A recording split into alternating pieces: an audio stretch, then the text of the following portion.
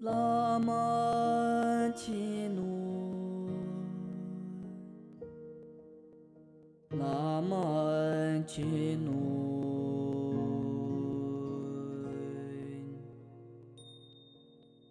真见则位，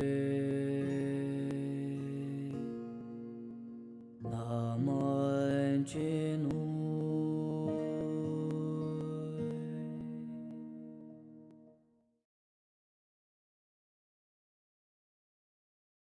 第二个部分呢，是大家呢一定要有这个学习的一个这种的精神，这个渴望学习的精神是非常重要。没有这个学习的环境，没有这个学习的氛围，没有这种的就是渴望的话，那以后这个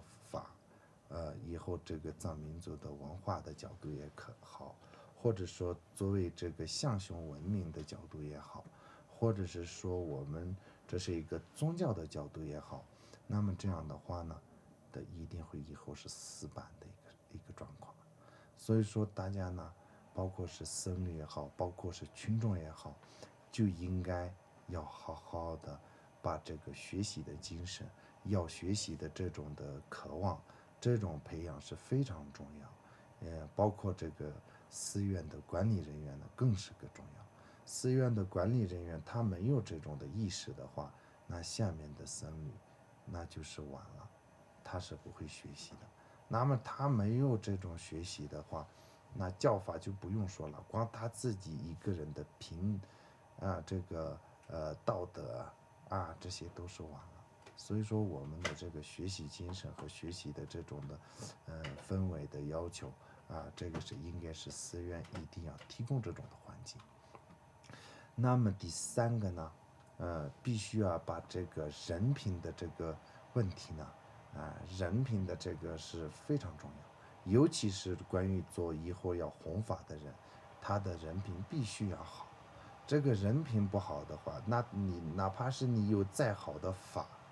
那一定会误导别人，也会就是让别人会产生这个就是不好的现象。所以说这个人品的问题这个问题呢，当然不是说一两天的事情，这个是一个从小开始学习到最后圆满学完之间的这个老师的这个是非常重要，包括父母的教育，包括老师的教育，都是非常重要。所以说这些的话呢，这个要给他们就是也不能说管束一种这个思想吧，但是最起码一个要这个道德也好，弘扬的角度也好，保护文化的角度也好，这种的思想一定要就是灌输，也不能就是不能说是把这个这种的就是思想一定要把传承下去，这样的话才能以后这个就是好的文明为社会会做事。不然的话，这种思想没有把好好的传承下去的话，